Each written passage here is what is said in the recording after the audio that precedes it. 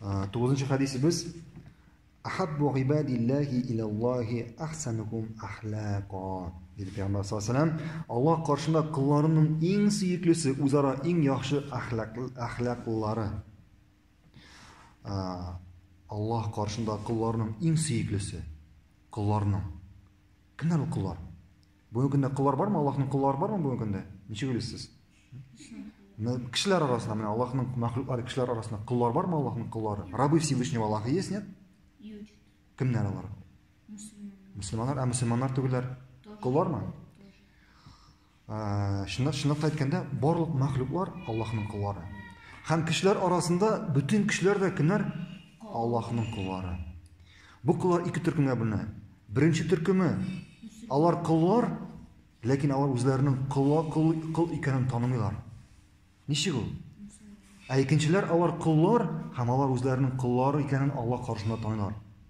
Беренче төркем мин кыл түгел ди. Ничек инде син мине кыл дип әйтәсең? Мин кеше ди, мин ди, менә мин ди. Нәрсә өчен шуны эшлим ди? Эшлим ди.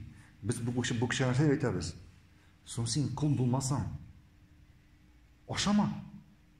Yani яисә сулама бу Хава белән. Аллаһ биргән Хава белән сулама. Или чәчләреңә әйт, чәчләрен, тырнакларын үсмәсеннәр. Нәрсәгә үссеннәр алар? Аларның кичәсе бар. Әйт, үсмәгез диген. Әйт аламы? Үзгәртә аламы берәрсә бу тормышында? Юк, үзгәртә алмый. Хәтта тәнендәге бер күзәнәккә дә әйтә алмый бер нәрсә Хаваны тыңламаячак. Нигә? Чөнки хәтта аның үзендәге, тәнендәге һәрбер күзәнәк, һәрбер агъза Аллаһ кушкан әмерне үти. Аңладыгызмы? Һәм бу кеше мин кыл түгел, я үзе шуныкта кыл. Һәм ул кыямәт көндә шушы кыл, үзенең кыллыгын танымаган кыл кайтачак Аллаһ каршына, һәм Аллаһ каршы Аллаһ аннан сораячак. Аңладыгызмы? Икенче төркем нәрсә дип, булар инде кыллар, Аллаһның кыллары. Һәм алар үзенең Аллаһ каршында кыл икәннәрен таныйлар. Булар кемнәр булды? Булар мөселманнар булды. Кемнәр Аллаһ каршы Аллаһка табыналар, Аллаһтан куркалар, Аллаһка гыйбадат кылалар. Һәм Пәйгамбер әйтте, Аллаһ каршында кылларының иң сөеклесе, үзара иң яхшы әхлаклылары. Ягъни Аллаһ каршында кылларның, бәндәләренең иң сөеклесе, үзара иң яхшы әхлаклылары. Нәрсә соң ул әхлак? Әхлакны без шулай ук бүләбез. Әхлак Аллаһка карата, һәм әхлак кешеләргә карата.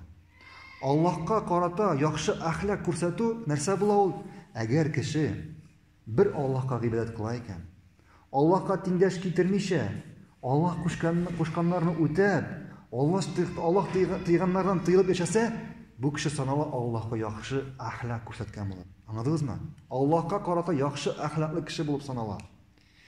Һәм икенчесе кешеләргә карата. Кешеләргә үзара карата яхшы әхлак.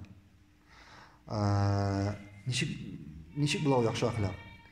Беренчесе, без ничек беләбез, ничек кешеләргә яхшы әхлак күрсәтергә? Беренчесе бу безнең килә динебездә. Ничек безне Аллаһ Субхану Тәгалә, Аллаһ Тәгалә аның пәйгамбәре өйрәтте яхшы әхлак күрсәтергә. Без шулай кешеләргә яхшы әхлак күрсәтергә тиешбез. Икенчесе, мәсәлән, син бер кешегә бер сүз әйттең икән, яисә бернәрсә эшләсәң, менә сиңа ук шулай эшләсәләр, сиңа ошар идеме?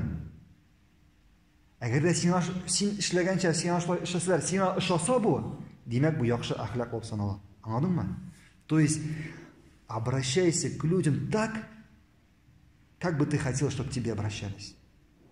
Сүз беләнме, амал беләнме? Аңладыңызмы? Менә бу яхшы әхлаклылык була. Шуңа күрә Аллаһ каршына иң сөекле бәндә, иң сөекле кыл кем ул? Кем яхшы әхлак